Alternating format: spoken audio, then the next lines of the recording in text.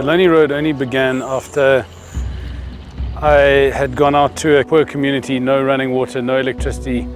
At that point, they had 64 orphans that they were taking care of, but didn't really know what to do or how to take care of them and that sort of thing. While we were sitting in a meeting establishing what the needs of the community was and the needs of the children were, I heard a scraping noise, and so I went to the door and opened the door and found a 22-month-old baby by the name of Silo Maloto. And she had a plate of chicken feet and pap with her, and the ladies providing the food or cooking the food said she needed to learn how to take care of herself. It struck me then like a ton of bricks that we want to live in a country where we take care of our children and they would never have to walk that lonely road again.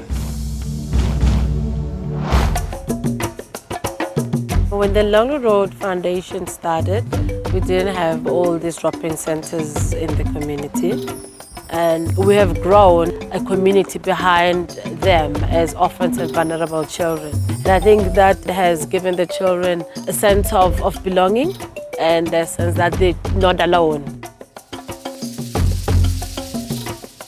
Our success is having this drop-in center in our village. It helped all the kids who were walking around hungry. We managed to get them out of the street, and they have a home of safety here where they can have a meal before they go home and they don't have to go to bed hungry.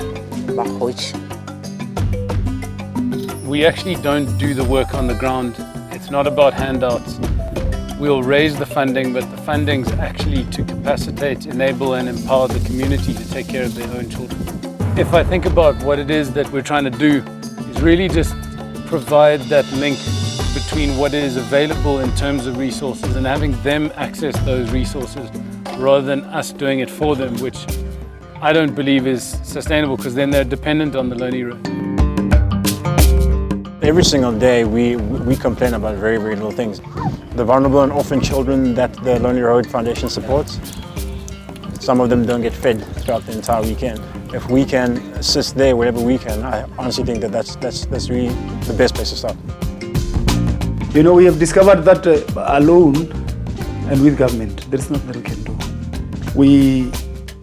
We depend much on organizations, NPOs like the Lonely Road. I think with them we can do many other things. Our end goal is to eventually become irrelevant.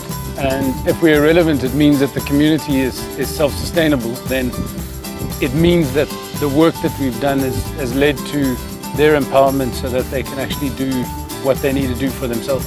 If you can ensure that the community thrives, the members of the community will remain and continue to drive both the economy and the community life.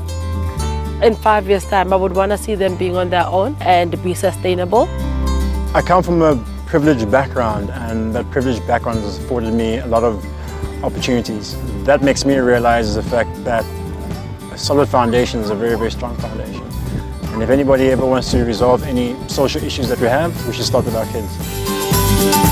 I think what we need from you is to actually get involved and be active participants in whatever way, and actually let us do the work that we do, because we live, eat and breathe this particular work that we do, and it's not what you do.